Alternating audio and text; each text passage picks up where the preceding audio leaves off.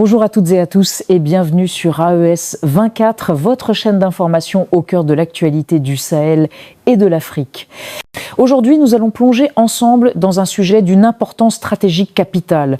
Comment l'Alliance des États du Sahel renforce massivement son armement à travers le Mali grâce à une coopération militaire inédite avec la Russie et la Corée du Nord. Ce reportage exclusif va vous révéler les coulisses d'un réarmement sans précédent, les nouvelles capacités militaires de l'AES et les impacts directs sur la sécurité régionale. Restez bien avec nous jusqu'à la fin car vous allez découvrir non seulement les détails de ces partenariats, mais aussi les implications géopolitiques qui pourraient redessiner l'équilibre des forces en Afrique de l'Ouest. Et surtout, abonnez-vous dès maintenant à AES 24, activez la cloche de notification et rejoignez notre communauté pour ne rien manquer des analyses, enquêtes et reportages qui font la différence. C'est parti, entrons ensemble au cœur de l'information stratégique. Le Sahel vit un moment charnière, les lignes de front évoluent, les alliances changent et les États qui autrefois comptaient sur un soutien extérieur occidental se tournent désormais vers de nouveaux partenaires. Le Mali, le Burkina Faso et le Niger, unis au sein de l'Alliance des États du Sahel, SUSIS, ont engagé une réorientation stratégique profonde, centrée sur l'autonomie militaire et la capacité à défendre eux-mêmes leur territoire. Dans ce contexte, le Mali est devenu la plaque tournante de l'effort d'armement régional. Il accueille et coordonne une partie importante des approvisionnements, de la formation et des déploiements opérationnels de l'AES. Et deux pays jouent un rôle crucial dans cette montée en puissance, la Russie, déjà bien implantée, et la Corée du Nord, dont l'engagement reste plus discret mais porteur de perspectives industrielles importantes. Cette coopération s'inscrit dans un environnement sécuritaire marqué par l'urgence, attaques régulières de groupes armés, instabilité politique dans plusieurs pays voisins, et nécessité d'assurer la souveraineté des nouvelles autorités issues des transitions militaires. Le Mali occupe un espace central dans le Sahel. Sa géographie permet un accès direct aux deux autres États membres, Niger et Burkina Faso, par des corridors logistiques sécurisés. Un contact avec des pays non membres comme l'Algérie et la Mauritanie qui peuvent jouer un rôle dans la sécurisation des frontières. Une profondeur stratégique, les zones centrales et méridionales du Mali peuvent servir de base arrière pour la formation et le stockage du matériel. Sous la conduite du colonel Assimi Goïta, le Mali s'est engagé dans une doctrine de rupture avec l'ancienne architecture sécuritaire régionale. Bamako a clairement affiché sa volonté d'établir des partenariats bilatéraux solides avec des puissances militaires alternatives. En janvier 2025, l'AES a annoncé officiellement la création d'une force conjointe de 5000 hommes. Basée en partie au Mali, elle est constituée d'unités de combat motorisées, de brigades antiterroristes spécialisées, de groupes de reconnaissance appuyés par des drones.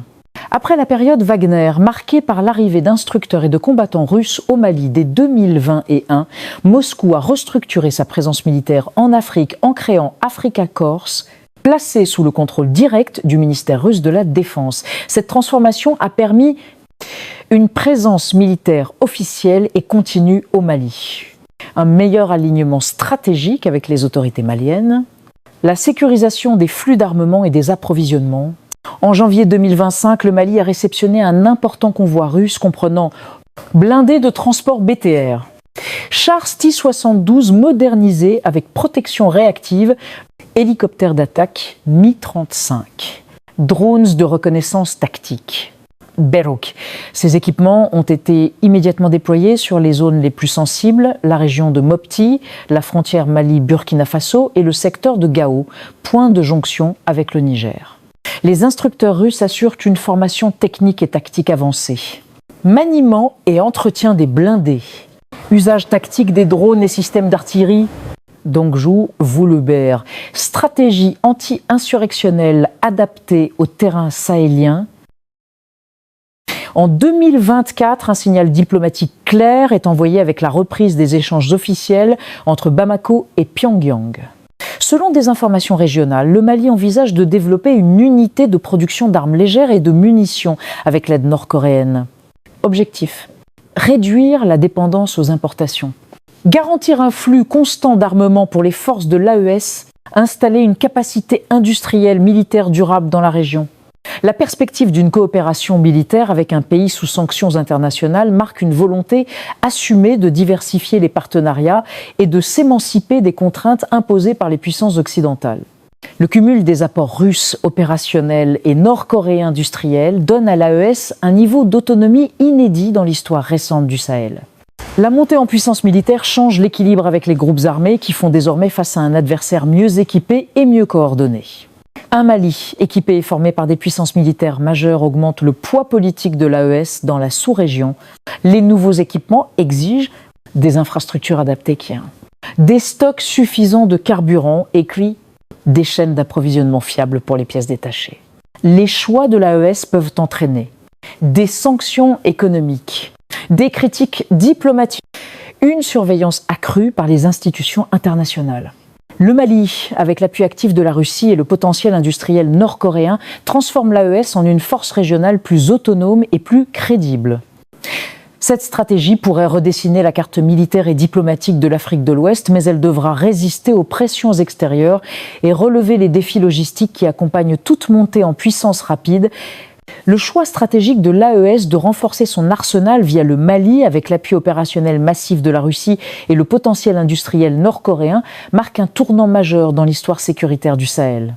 Ce n'est pas seulement une montée en puissance militaire, c'est une déclaration politique, une affirmation d'indépendance stratégique et un signal clair que le bloc entend désormais définir ses priorités de défense sans subir de pressions extérieures. La réussite de ce plan reposera sur la cohésion interne, la discipline opérationnelle, la capacité à maintenir les équipements dans le temps et la résilience face aux sanctions ou menaces diplomatiques. Mais une chose est certaine, l'AES a déjà modifié le rapport de force dans la région. Merci d'avoir suivi ce reportage sur AES 24.